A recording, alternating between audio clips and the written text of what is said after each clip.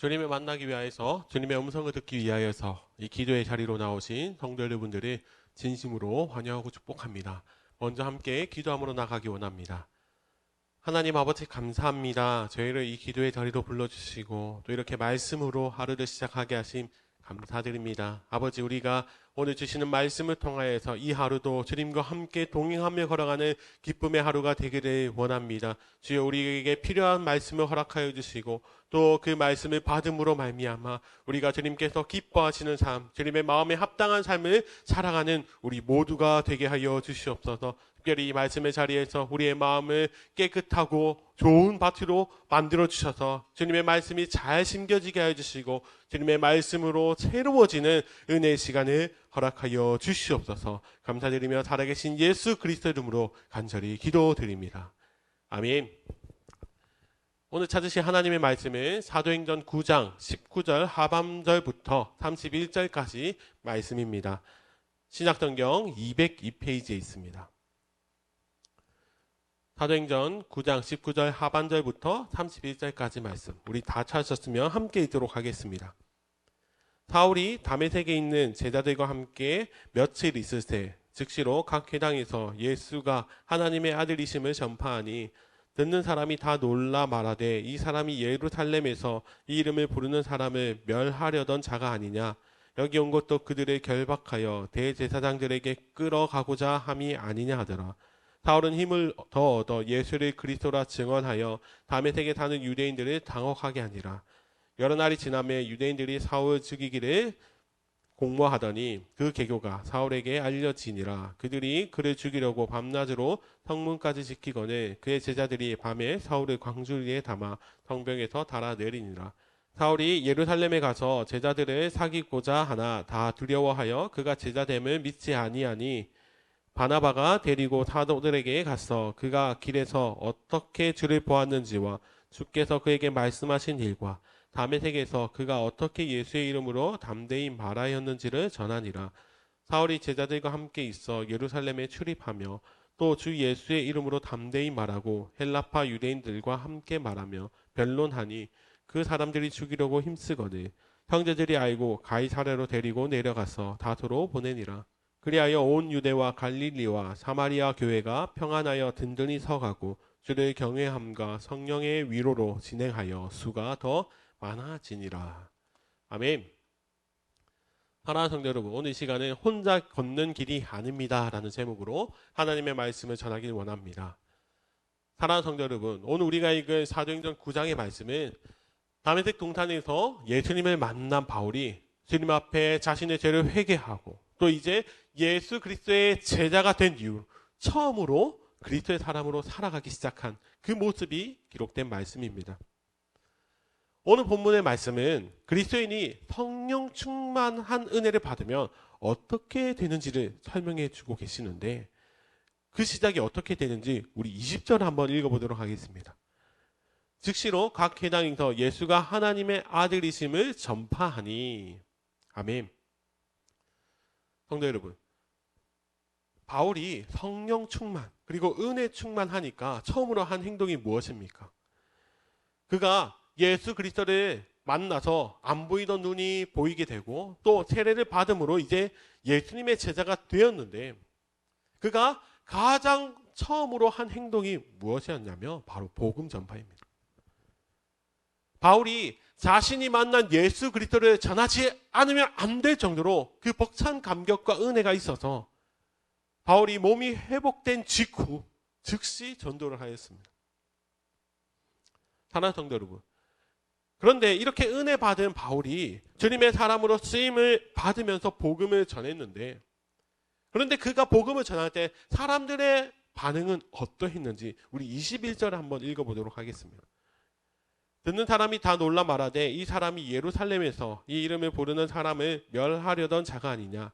여기 온 것도 그들을 결박하여 대제사장들에게 끌어가고자 함이 아니냐 하더라.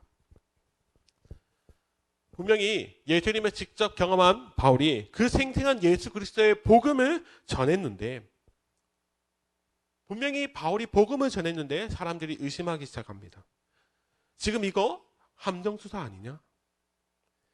이렇게 변한 척 하다가 바울이 즉시 확실한 증거를 잡아가지고 우리를 끌고 가려고 감옥에 가두려는 속셈이 아니야? 바울은 분명히 복음을 전했는데 그 일에 효과가 전혀 나타나지 않았습니다.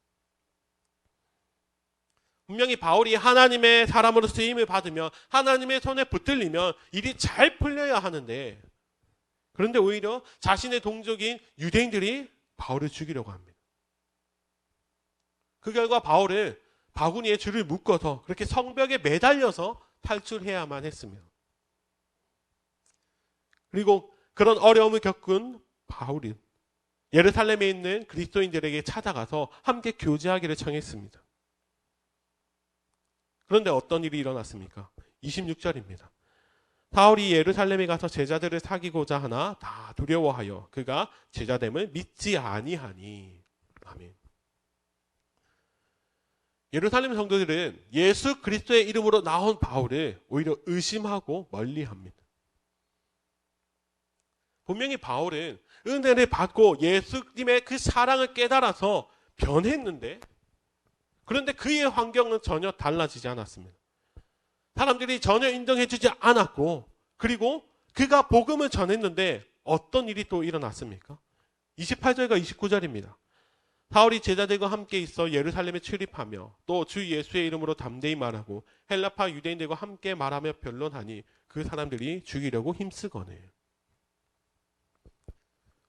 바울이 복음을 전하니까 또 죽임을 당한 위에 처했습니다. 그래서 바울은 다소로 피난을 가야만 하는 상황을 맞이하였습니다. 사랑하는 성도 여러분, 만약 우리가 바울이었다면 우리는 어떤 반응을 보였을까요? 바울이 복음을 전하는 자리에 바울의 복음을 인정해 주는 것이 아니라 오히려 자신을 죽이려 하는 오해와 역경이 있었습니다. 사도 바울이 아무리 예수님을 만나도 사람들이 인정해 주지 않았고, 자신이 예수님을 만나고 180도 달라진 삶을 살아가기로 결단한다고 해서 바울 주위의 사람들은 여전히 그래 예전의 시선으로, 그리고 바울이 겪는 그 환경은 전혀 달라진 것이, 바뀐 것이 없었습니다. 성도 여러분, 만약 내가 이런 상황을 겪었다면 어떻게 행동했을까요? 제가 그런 상황이었다면 아마 하나님은 정말 원망을 많이 했을 것 같습니다. 하나님, 제가 하나님의 사람이 되었고 예수님의 제자가 되었는데 왜 이런 일이 생깁니까? 저는 주님의 이름으로 복음을 전했는데 왜 사람들이 안 변하고 오히려 저를 죽이려고 합니까? 이렇게 따졌을 것 같습니다. 사랑하는 성도 여러분, 사도 바울이 겪은 이 상황, 사실 이 상황은 우리들도 이 땅에서 살아가면서 그리스도인으로서 참 많이 겪은 상황이지 않습니까? 예수 그리스도의 이름을 믿음으로 예수님께서 걸어가신 그 십자가의 길을 나도 걸어가는데 정말 많이 겪은 상황입니다. 내가 뭔가를 하면 하나님께서 뭔가를 딱 해주셔야 되는데, 그러나 우리의 삶의 자리에는 그런 일들이 아니라 마치 바울이 겪었던 것처럼 더 억울한 상황들이 생깁니다. 예수 그리스도의 이름으로, 그리스도인이라는 이름으로 걸어가는데 그 길은 좋은 일이 아니라, 평안한 길이 아니라 오해와 역경이 더 많이 찾아옵니다. 사랑하는 성도 여러분, 그러면 왜 하나님께서는 이런 상황들을 바울에게 또 우리들에게 허락하실까요? 주님께서 하나님의 사람들에게 원하시는 것이 무엇이냐면 우리가 당연하게 주님을 따라갈 수 있는 그런 상황이 아니라 억울하고 힘들고 괴로운 그런 상황 속에서도 우리가 주님을 따를 수 있느냐, 그것을 보기를 원하십니다. 주님께서 말씀하십니다. 내가 너를 위해 사람들의 비난과 멸시와 조롱을 받으면서 십자가를 졌던 것처럼 너 역시 나를 위해 그 길을 걸어갈 수 있겠니? 주님께서는 어떤 상황 속에서도 내가 예수님을 따라 살아가기를 원하십니다.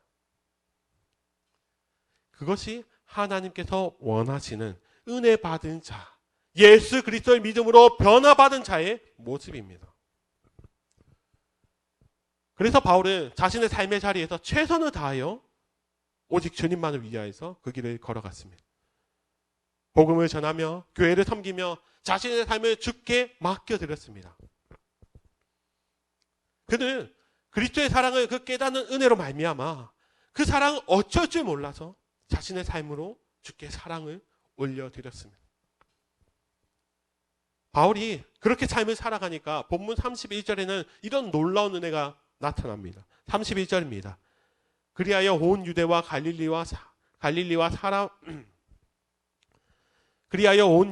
갈릴리와 사마리아 교회가 평안하여 든든히 서가고 주를 경외함과 성령의 위로로 진행하여 수가 더 많아지니라. 아멘. 바울이 그리스도와 함께 걸어간 그 자리에 성령의 위로와 그리고 예수 그리스도의 은혜가 넘쳐났습니다. 사랑하는 성도 여러분, 하나님께서는 언제나 하나님의 사람들을 통해 일하시는 분이십니다.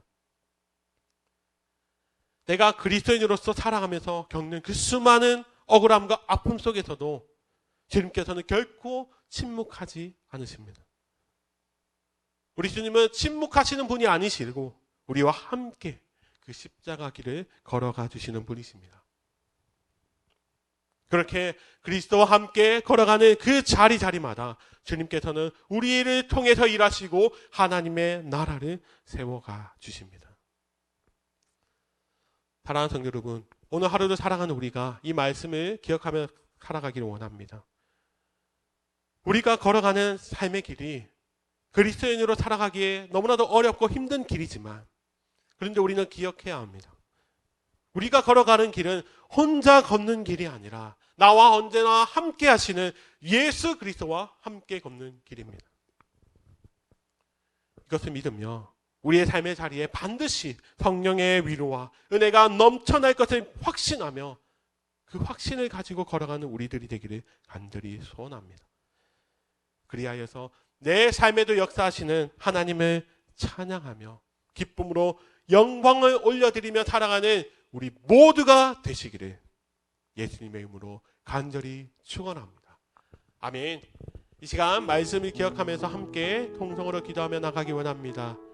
주님, 우리가 예수 그리스도의 길을 걸어가는 자가 되게 하여 주시옵소서. 주님, 우리 길은 때로는 어렵고 힘들 때가 있습니다. 그러나 그것에 불평불만을 한 것이 아니라 예수님께서 걸어가셨던 길은 나도 걸어가며 또 무엇보다도 나와 함께 걸어가시는 주님께 감사하며 나가는 우리들 되게 하여 주시옵소서. 그 확신으로 그 길을 걸어갈 때에 우리의 삶에는 성령의 위로와 예수 그리스도의 은혜가 넘쳐나는 것을 믿으며 감사함으로 살아가는 우리가 되게 하여 주시옵소서. 그리고 우리가 가지고 있는 많은 기도의 제목을 가지고 우리 함께 통성으로 기도하며 나가길 원합니다. 기도하겠습니다.